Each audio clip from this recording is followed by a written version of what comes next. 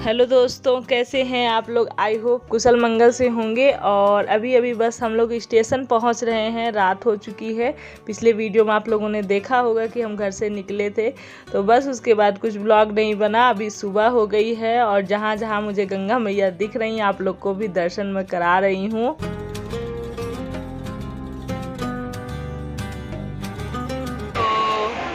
Good morning, सुबह हो चुकी है और अभी 9 बज रहे हैं सुबह के। और अभी हम लोग को पहुंचने में कम से कम 3-4 घंटे, 1 बजे तक पहुंचेंगे हम। और यहाँ पे जहाँ पे रुकी है ट्रेन, ये मुरादाबाद स्टेशन है। तो बस बैठ के टाइम इसी तरह से पास किया जा रहा है।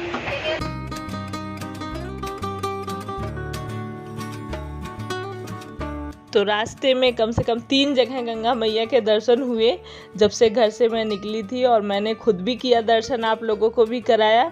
और मन खुश हो जाता है जब मतलब देख के, नहीं तो बाकी तो सफ़र तो बहुत बोरिंग होता है।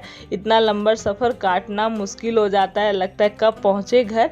और ये है हरिद्वार का स्टेशन। कितनी भीड़ है आप लोग देख रहे होंगे ना। इस सीज़न में ना, गर्मियों के सीज़न में बहुत सारे लोग हरिद्वार नहाने के लिए। और वैसे भी 2 साल से कोविड था, तो इस वजह से लोग 4 धाम यात्रा और सारे धाम मतलब सब नहीं कर पाए थे। तो इस साल लगता है सब बहुत सारे लोग दर्शन करने के लिए। ट्रेन में भी काफ़ी लोग हरिद्वार में ही उतरे हैं, वहीं स्टेशन पे।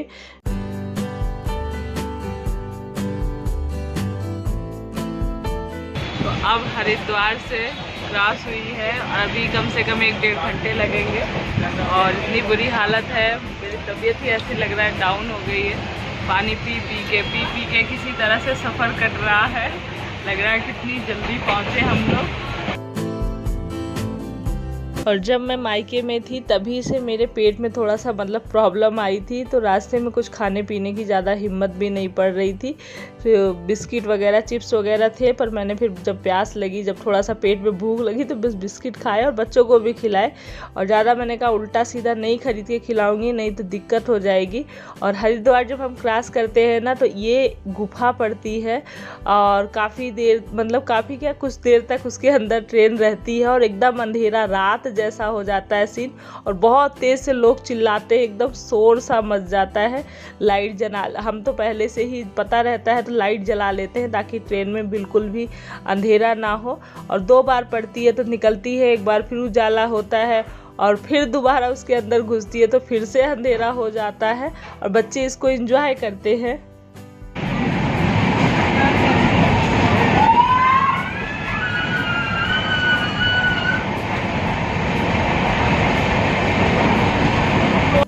तो जैसे हम उत्तराखंड में मतलब एंट्री हो जाती है, पास आते जाते वैसे ही हरे भरे जंगल दिखने लगते हैं पूरे। और पहाड़ियाँ, चारों तरफ पहाड़ियाँ दिखती हैं, क्योंकि देहरादून के चारों तरफ पहाड़ी ही पहाड़ी है।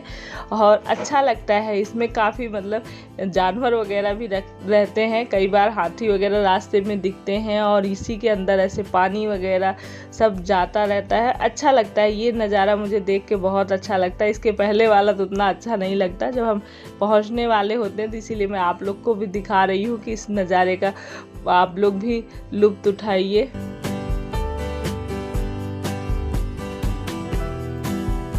और बस पहुंच गए स्टेशन। और स्टेशन पहुंचते ही ये मिल गए तो बच्चे भी खुश हो गए और ये भी बहुत खुश हो गए देखकर। काफ़ी दिन से अकेले रह रहे थे। तो बस हम आ गए हैं देहरादून। और ये भैया हैं जो आंटी जी आती हैं ना, उनके बेटे हैं, लेने के लिए आए हैं हम लोगों को। उधर वो भी खड़े हैं खिड़की के बाहर। बस सामान उतारा जा रहा है इधर से।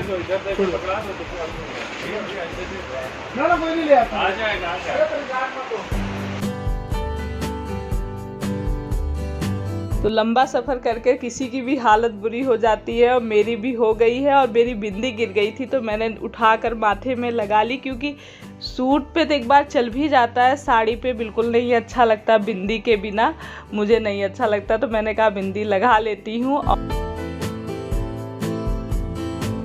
और ये एक्सीलेटर मैं आप लोग को दिखा रही थी। जैसे हम लोग सीढ़ियों से उतरे हैं वैसे ही वो बंद हो गया था, तो लोग उस पर भी पैदल चढ़ रहे थे, उतर रहे थे। तो मैं हंस रही थी कि किस्मत अच्छी थी। और उसके बाद बस बैठे हैं और ये देखिए हमारे यहाँ पहुँचने वाले हैं। तो आपको ये फ्लैग दिखा दे रही हूँ क्योंकि हमेशा अक्सर मैं आप लोग को दिखाती भी हूँ आते जाते समय। तो बस घर पहुँच गए हैं और घर पहुँचकर मेरे से ज़्यादा समझ लीजिए बच्चे खुश हो रहे हैं। और यहाँ पहुँचते ही मौसम भी मतलब वहाँ की अपेक्षा यहाँ पे देहरादून में थोड़ी सी कम गर्मी है। वहाँ पे तो बहुत ज़्यादा गर्मी थी, तो इस बात की भी खुशी हो रही है। दूसरा, कहीं भी आदमी जहाँ रहता है ना वहाँ पहुँच के लगता है कि चलो घर पहुँच गए हैं।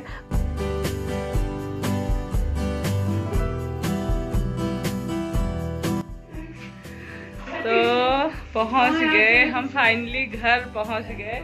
ये मिल लीजिए। आप लोगों को कमेंट आ रहा है कि भैया नहीं दिख रहे हैं, तो भैया पहले ही आ गए थे देहरादून, इसलिए अब मुलाकात हुई है भैया से भी काफ़ी दिनों के बाद। और बच्चे वगैरह सब घर में आके खुश हो गए हैं। और मुझे घर एकदम साफ़ सुथरा है।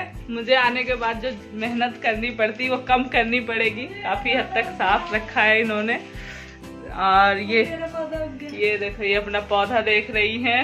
एक महीने बाद पौधा उग गया, बढ़िया से उगा है।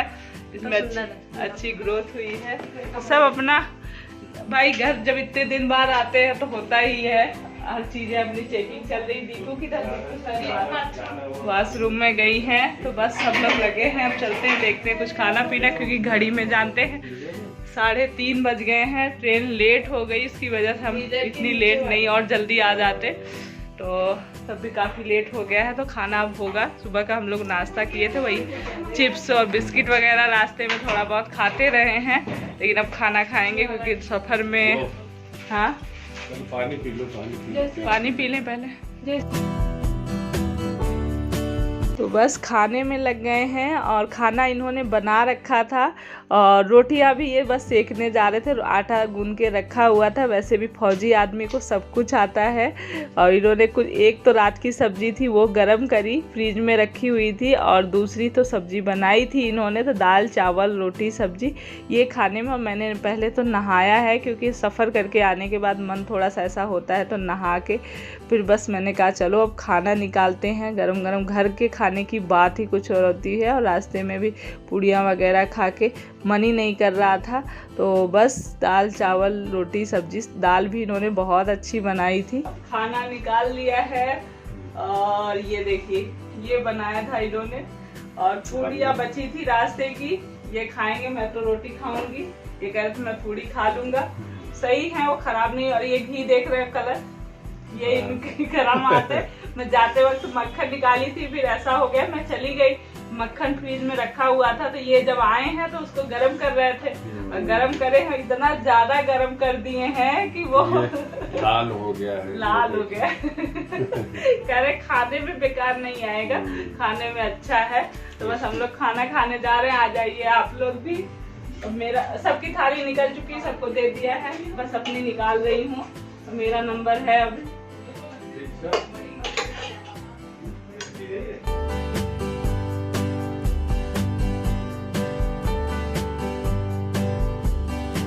यहाँ आते ही मौसम हो गया है ठंडा। देखिए खिड़कियाँ बंद करी जा रही है, बहुत तेज से तूफान आ गया, बादल, बारिश में नहाओगी। बढ़िया मौसम हो रहा है, गर्मी शांत हो जाए। बाप रे। ये देखिए, और देखिए गरज रहे हैं भगवान, बहुत तेज से तूफान है, बूंदाबांदी भी शुरू हो गई है। ये सुहाना मौसम आ गया देहरादून का, जहाँ पे आके बहुत अच्छा लग रहा है। ये अच्छा, ये हरे भरे मेरे पौधे, जिनको देख के मुझे अलग ही खुशी हो रही है। ऊपर से ये तूफान, ये देखो,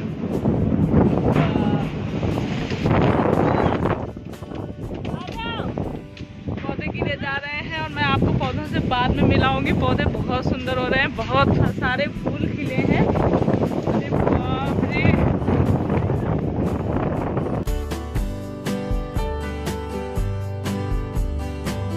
तो तो देहरादून ने अपना रंग दिखा दिया। पहुँचते ही मौसम ऐसा बदला, बारिश या एकदम बारिश भी आने वाली है और आगे के ब्लॉग में आप लोग देखेंगे। और ये देखिए जो शॉप के बाहर कई मतलब एक बैलून सा ऊपर उड़ता हुआ लगा नहीं रहता है, वो इतनी तेज़ आंधी आई कि वो भी मतलब उड़ गया है बैलून। काफ़ी दिनों से ये मार्केट में दिखता था, हम लोग छत पर चढ़ते थे तो बच्चे देखकर हंस रहे थे। और बस ये मौसम के थोड़े मज़े लिए जा रहे हैं और इस वीडियो को यहीं एंड कर देते हैं और मिलेंगे आप लोगों से नेक्स्ट वीडियो ब्लॉग में। और आप लोग को मेरे ब्लॉग पसंद आते, वीडियो थोड़े से भी पसंद आते हैं, प्लीज़ लाइक कर दीजिएगा। सब्सक्राइब नहीं किया है तो प्लीज़ सब्सक्राइब कर लीजिए और प्यारे प्यारे कमेंट भी आप लोग करते रहिएगा, बहुत मोटिवेशन मिलता है। ऐसे ही सपोर्ट बनाए रखिएगा। इसी के साथ मिलेंगे नेक्स्ट ब्लॉग में। तब तक के लिए अपना ख्याल रखिए, खुश रहिए, पॉजिटिव रहिए। Bye bye, love you all, take care.